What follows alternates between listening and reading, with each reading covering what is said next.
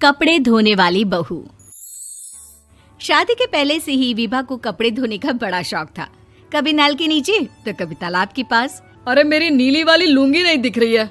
विभा की अम्मा, कहाँ रखी है लुंगी? अरे वो तो विभा ने परसों ही धोकर रखी थी आपकी अलमारी में, देखो वहीं होगी। वो ना मैंने आज धो दी, मुझे लगा कि गंदी हो गई होगी। अरे कैसे गंदी हो गई थी? उसे तो मैंने पहना भी नहीं। हे भगवान, इस लड़की के कपड़े धोने की आदत से परेशान हो गया हूँ मैं।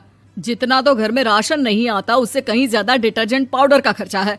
इसकी शादी करवा दो, शादी जाए अपने घर में ही करे काम, फिर चाहे घर के कपड़े धोने हो या पूरे गांव के।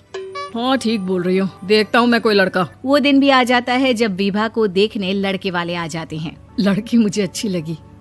होने वाली सास कहती है, बेटी अगर कुछ पूछना है तो पूछ लो।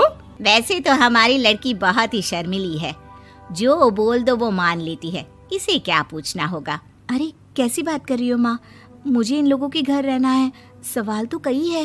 हाँ हाँ बेटा, पूछ लो ना, क्या पूछना है। आप लोगों के घर कपड़े कौन धोता है?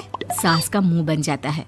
देखो, अगर तुम ये कहना चाहती हो कि तुम्हें कपड़े धोने नहीं आते तो सुन लो, कपड़े मैं ही धोती हूँ, लेकिन तुम्हारे आ जाने के बाद मैं रुमाल तक नहीं धोऊंगी। अरे चुप रहना भाग्यवान, बहू बेचारी घर आई नहीं, उसे डराना शुरू कर दिया।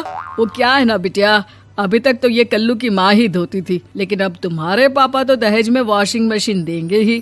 तभी विभा की माँ बोल पड़ती है, सवाल भी पूछा तो क्या। वैसे भाई साहब, मशीन की तो फिर भी कपड़े धोने की कैपेसिटी होती है। मतलब जो बिटिया दे रहे हैं ना विभा, इसे कपड़े धोने का बहुत शौक है। ये आप लोगों के क्या, आस पड़ोस गांव मोहल्ले सबके कपड़े धो दे और उफ तक ना करे। बाहर देखा नहीं आपने कितने कपड़े सूख रहे हैं? सब हमारी बिटिया ने ही तो धोए हैं। बस भी करो ना माँ, शर्म आ रही इतनी तारीफ सुनकर। और तो और एक दाग निकाल कर दिखाओ तो मान जाऊं। हाँ अच्छा अच्छा, माफ करना बेटा, मैंने गलत समझा। हमें तो रिश्ता बहुत पसंद है। और ऐसे जुड़ जाता है रिश्ता कपड़े धोने का शौक रखने वाली विभा का। उसकी शादी हो जाती है कोयला फैक्ट्री में काम करने वाले कल्लू के साथ। शादी के बाद अचानक विभा चिल्लाती हुई सास के पास आती है। सासू माँ, अरे सासू माँ कहाँ है आप? ये तो धोखा है, धोखा दिया आप लोगों ने मुझे। इसे ससुर के चक्कर के बारे में पता चल गया। अरे तो उसमें तुझे क्यों धोखा मिला है? अरे नल में पानी नहीं आता, कपड़े कैसे कब धुलेंगे? अच्छा अच्छा, तू पानी नहीं आ रहा उसकी बात कर रही है। तो आपने क्या सोचा? कुछ नहीं।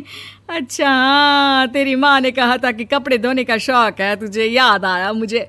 शौक शौक बोलकर कपड़े धोने वाले मेरे जुनून को कम ना आके सासू माँ, कपड़ा धोना मेरा गुरूर है।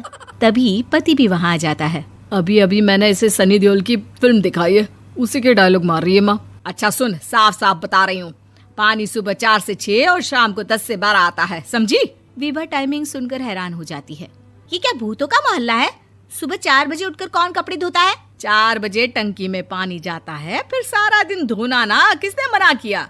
अरे कैसी बात कर रही हैं? 200 लीटर की टंकी में कितने कपड़े धो लूंगी मैं? सुबह ही उठ जाऊंगी मैं। अब क्या था, विभा सुबह 4 से लेकर रात के 12 बजे तक कपड़े ही धोती रहती। एक रोज सास पड़ोस से निकलकर कहीं जा रही होती है कि साथ वाली कहती है, हाँ कल्लू की माँ, जरा ये बताओ कि 2 साड़ी है, 2 ब्लाउज और एक पेटीकोट और एक नाड़े वाला लंबा कच्छा। हाँ तो? अरे तो क्या, कितना लोगी धुलाई ये बताओ। धोबन दिख रहे हैं हम क्या?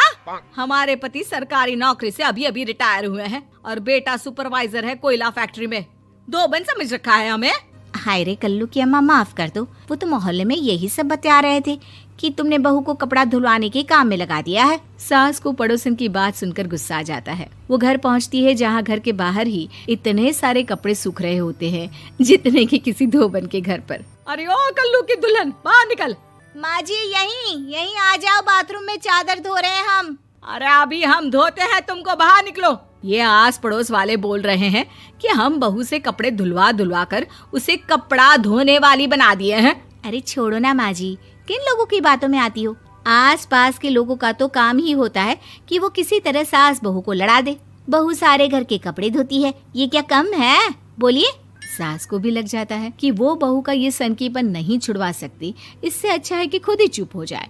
एक रोज सास और बहू मंदिर जाते हैं, जहाँ सास की साड़ी वहाँ खड़ी भीख मांगने वाली से मिलती है। माँ जी क्या बात है, आपकी साड़ी उस भिखारन से कितनी मिल रही है ना? हाँ हाँ देखो तो, दोनों की साड़ी मिल रही है। क्या बात है कल्लू की अम्मा, तुम खुद को तो अफसर की बीवी बताती हो और ऐसी सिंपल सी प्लेन साड़ी पहनकर घूमती हो। सिंपल और प्लेन नहीं है ये साड़ी। तो क्या सोने के धागे से फूल बने हैं? कुछ भी सासू माँ, कुछ भी। हाँ, बने थे इस साड़ी में सोने के धागे से फूल। मेरे पति लेकर आए थे मद्रास से स्पेशली मेरे लिए 10,000 की। ताहे भाई साहब इस भिखारन के लिए भी सेम टू सेम साड़ी लेकर आए होंगे 10,000 की। सास उस वक्त तो कुछ नहीं कहती, लेकिन बहू के साथ घर आती है और अलमारी से एल्बम निकाल कर लाती है। ये साड़ी देख रही है, ये वही साड़ी है जिसे मैंने अभी पहना था। इस साड़ी में ये जो चमकदार फूल दिख रहे हैं ना, ये सोने के धागों से काढ़े गए हैं। लेकिन तू लोकल वॉशिंग मशीन ब्रश से घिस घिस कर सारे फूलों को निकाल कर साड़ी प्लेन कर दी। मुझे माफ कर दीजिए सासू माँ। और तो और, जब मैंने तुझे तेरी गलती के लिए कुछ नहीं कहा, लेकिन तूने तो सबके सामने मेरा मजाक ही बना दिया। क्यों? बहू को समझ में आ जाता है कि अब से उसका कपड़े धोना बंद।